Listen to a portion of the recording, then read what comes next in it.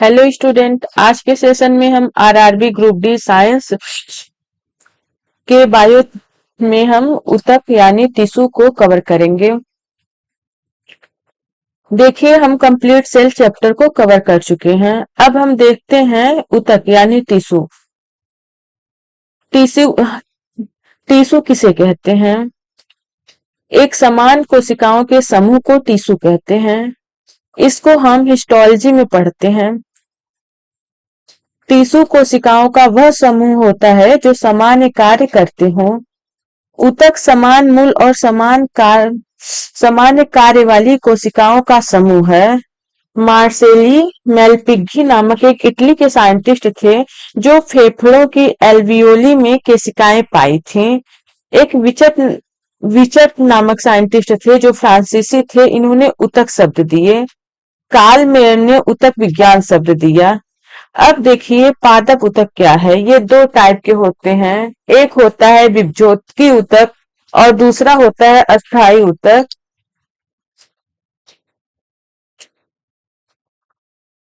पहला होता है मेरिस्टेमेटिक टिश्यू और दूसरा होता है परमानेंट टिश्यू। तो जो मेरिस्टेमेटिक टिश्यू होते हैं, देखिए इस ऊतक के अंदर इतनी क्षमता होती है कि ये प्लांट के हर पार्ट को ग्रो करा सकते हैं, लेकिन यह ग्रोथ एक ही पॉइंट तक ही करता है।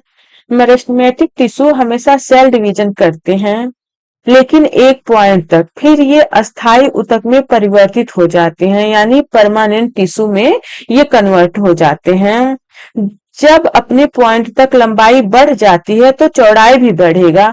फिर एक मोमेंट आएगा कि इसके गर्थ भी बढ़ने शुरू हो जाएंगी, तो इसको लैटरल मेरिस्टेम कहते हैं। तो देखिए, ये तीन टाइप के होते हैं। जो मेरिस्टेमेटिक टिश्यू होते हैं, विभज्योतक ऊतक होते हैं, ये तीन टाइप के होते हैं। एक होता है एपिकल मेरिस्टेम, दूसरा होता है लैटरल मेरिस्टेम, तीसरा होता है इंटरकैलरी मेरिस्टेम।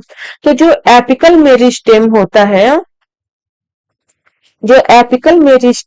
है, ये पौधे के टॉप मोस्ट पोजीशन पे होता है।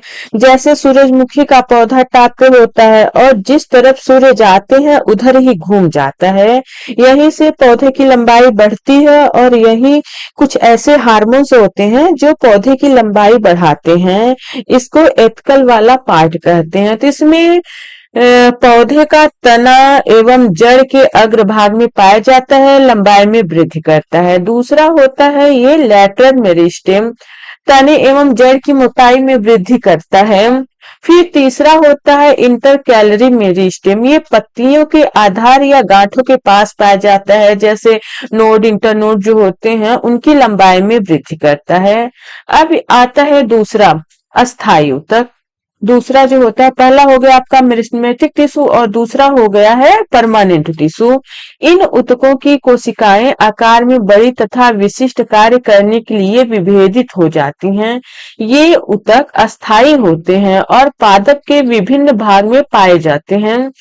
ये जो होते हैं, ये चार टाइप के होते हैं। एक होता है सरल अस्थायी ऊतक यानी सिंपल परमानेंट टिश्यू।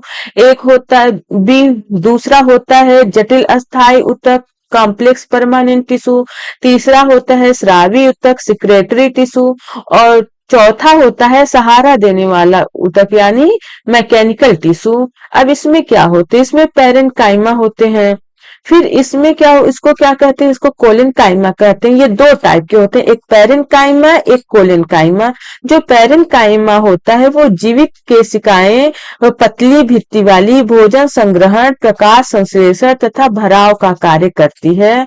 और दूसरी जो कोलेनकाइमा होती है वह जीवित कोशिकाएं भित्ति मोटी तथा असमान रूप से मोटी और लचीला सहारा प्रदान करती है।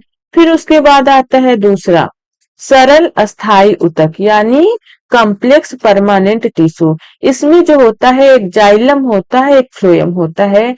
जाइलम मतलब होता है जल एवं खनिज लवणों का वहन करता है तथा सहारा प्रदान करता है, और जो फ्लोएम होता है ये भोजन शर्करा का वहन करता है। संवहनी ऊतक द्वारा ये भोजन और शर्करा का वहन करता है। फिर आपका आ गया सी तीसरा सिक्रेटरी टिश्यू। ये विभिन्न द्रवों जैसे रेजिन, तेल, लैक्टेज और आदि का स्राव करता है। फिर चौथा है स्केलेन काइमा। ये मृत कोशिकाएं मोटी भित्ति वाली कठोर सहारा प्रदान करती हैं। इसको स्क्लेरेन काइमा कहते हैं। विभिन्न आकार की मृत कोशिकाओं को ये कठोरता प्रदान करती है। फिर आपका इसमें एक तीसरा आता है आवरण ऊतक, प्रोटेक्टिव टिश्यू। तो प्रोटेक्टिव टिश्यू क्या होते हैं? ये ऊतक पादप यानी प्लांट के बाहरी भाग को ढकते हैं तथा उन्हें सुरक्षा प्रदान करते हैं। तो इसमें ये दो टाइप के होते हैं, एक एपिडर्मिस और दूसरा होता है कार्प। जो एपिडर्मिस होता है ये पत्तियों, तने एवं जड़ों की बाहरी परत छिद्र रंध्र द्वारा गैसों का आदान प्रदान नियंत्रित करती है। अब कार्क क्या होता है दूसरा? ये पुरानी तने एवं जड़ों की बाहरी परत जल की हानि को रोकती हैं तथा सुरक्षा प्रदान करती हैं। तो इसमें क्या होता है? एक में शीर्षस्थ विभेदक यानी जो एपिकल टिश्यू होते हैं, फिर इसके बाद जो होते हैं वो लैटरल टिश्यू होते हैं, फिर सहारा देने वाले ऊतक होते हैं, फिर उसमें वो जाइलम होता है जो जल का परिवहन करता है, फिर फ्लोयम होता है जो भोजन का परिवहन करता है, फिर एपिडर्मिस होता है जो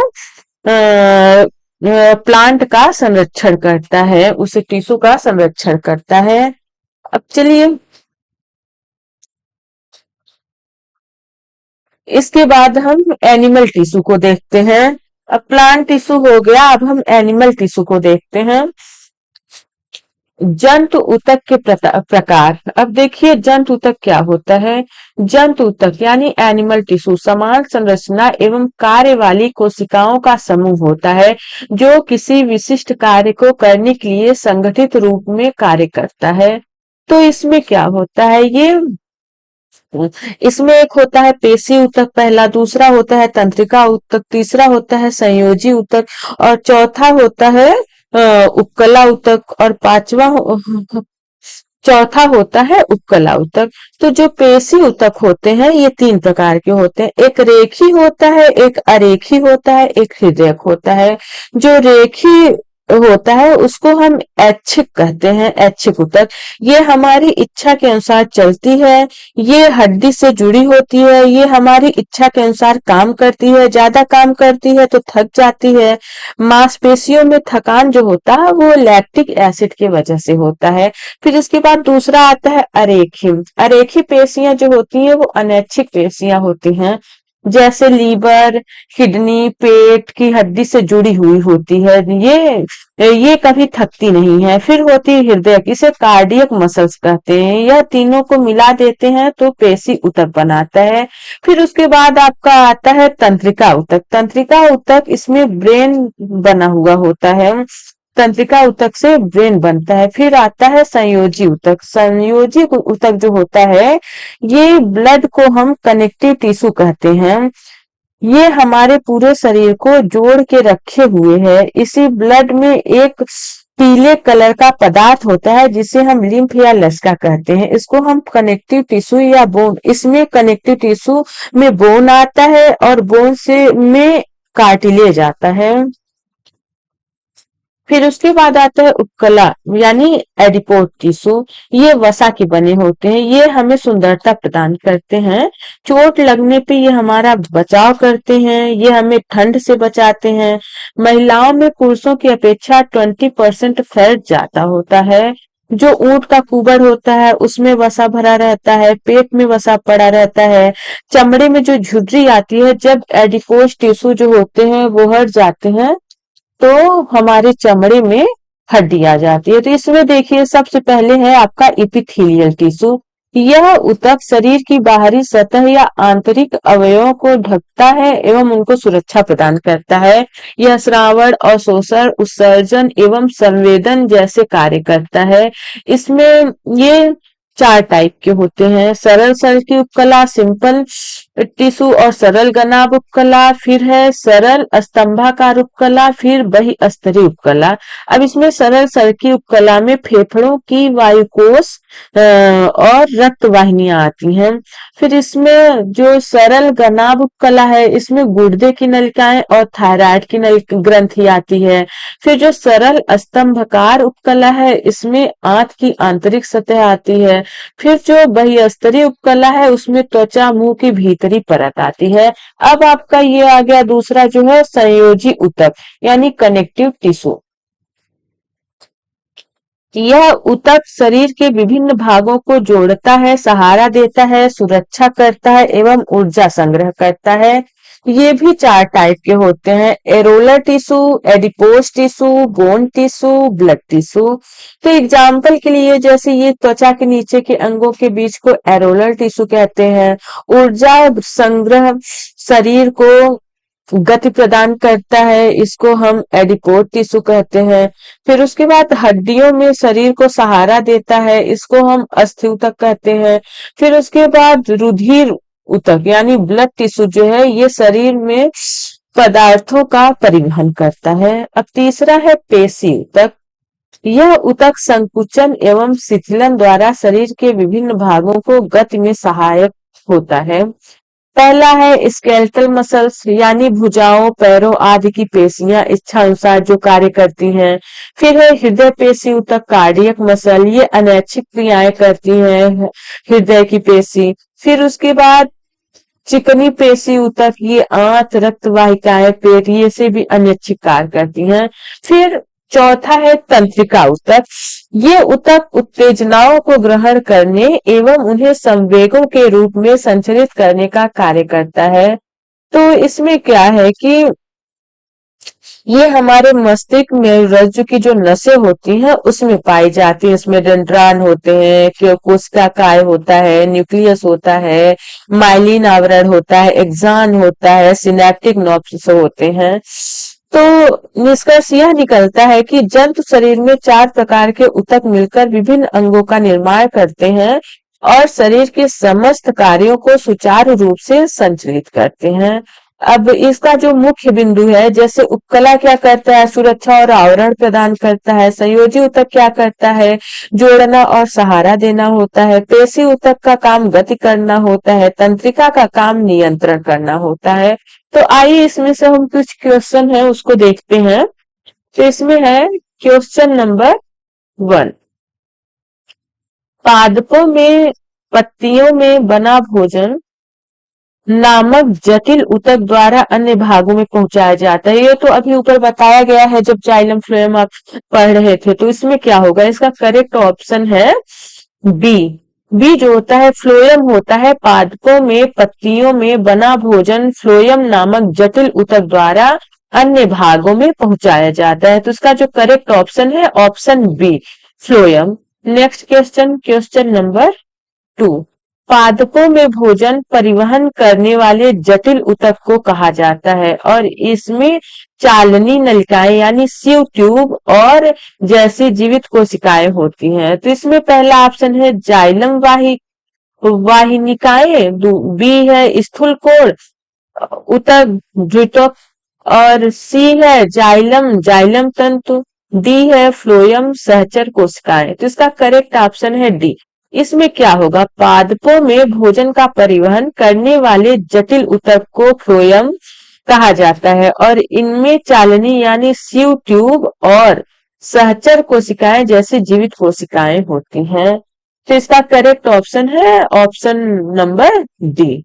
नेक्स्ट क्वेश्चन, क्वेश्चन नंबर 3, कौन सा संयोजी ऊतक आंतरिक अंगों को सपोर्ट प्रदान करता है? तो पहला है कंडरा, दूसरा है एरियोली ऊतक, तीसरा है सल्की उपकला, चौथा है स्नायु।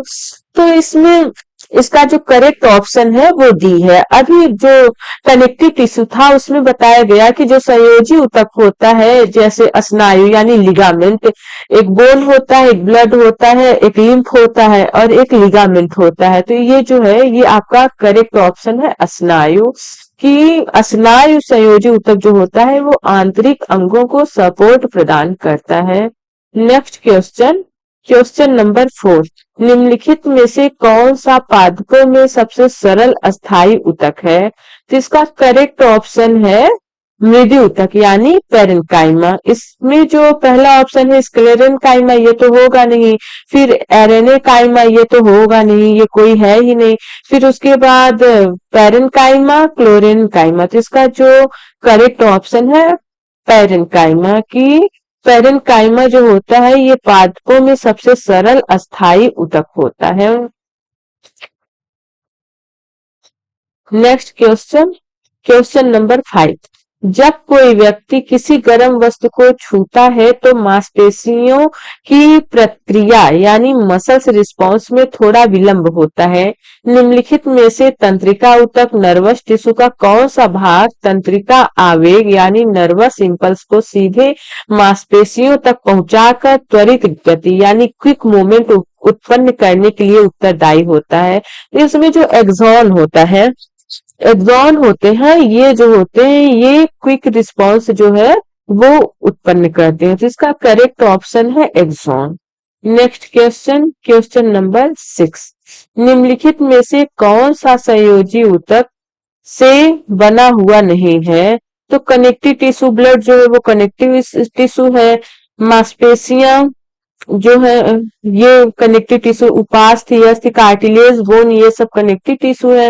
लेकिन जो मसल्स होते हैं वो कनेक्टिव टिश्यू नहीं होते हैं। तो इसका जो करेक्ट ऑप्शन है ऑप्शन नंबर बी, ये जो है ये आपका करेक्ट ऑप्शन है। Next question, question number 7। फेफड़ों के अंदर वायु और रक्त के बीच गैसों का तीव्र आदान प्रदान होता है। इस प्रक्रिया में कौन सा उपकला यानी इपिथेलियल ऊतक सहायता करता है? जिसका जो करेक्ट ऑप्शन है सिंपल सरल सल्की उपकला। तो इसका करेक्ट ऑप्शन है option number A. Next question, question number 8। एक वनस्पति शास्त्री एक ऐसे पौधे का अध्ययन करता है जिसकी परोसूट की नोक पर तीव्र वृद्धि हो रही है। इस वृद्धि के लिए निम्नलिखित में से कौन सा पादप ऊतक यानी प्लांट टिश्यू सबसे अधिक उत्तरदायी होता है? तो इसमें जो सबसे एपिकल टिश्यू जो होते हैं यानी इसका जो करेक्ट ऑप्शन है ये शीर्षस्थ विभोजक यानी एपिकल मेरिस्टेम जो होते हैं, ये इसका जो सबसे पॉइंट वाला पार्ट है इसको ग्रो करने में सहायता प्रदान करते हैं। तो इसका जो करेक्ट ऑप्शन है एपिकल मेरिस्टेम। नेक्स्ट क्वेश्चन, निम्नलिखित में से कौन सा ऊतक टिश्यू नहीं है? तो पहला है तंत्रिकाएं, दूसरा है लाल रक्त कणिकाएं, तीसरा है मांसपेशियां, चौथा है ब्लड। तो तंत्रिकाएं जो है वो तो टिश्यू है ही, मांसपेशियां भी टिश्यू है, ब्लड भी टिश्यू है। तो इसमें जो आपका ऑप्शन नंबर बी है लाल रक्त कोशिकाएं, ये टिश्यू नहीं होती है। तो आपका करेक्ट ऑप्शन है ऑप्शन नंबर बी लाल रक्त कोशिकाएं। Next question, question number 10। जटिल अस्थायी ऊतक यानी कॉम्प्लेक्स परमानेंट टिश्यू की परिभाषा के बारे में निम्नलिखित में से कौन सा कथन सही है? तो इसमें जो पहला है जटिल अस्थायी ऊतक विभिन्न प्रकार की कोशिकाओं से बने होते हैं जो अलग अलग कार्य करती हैं।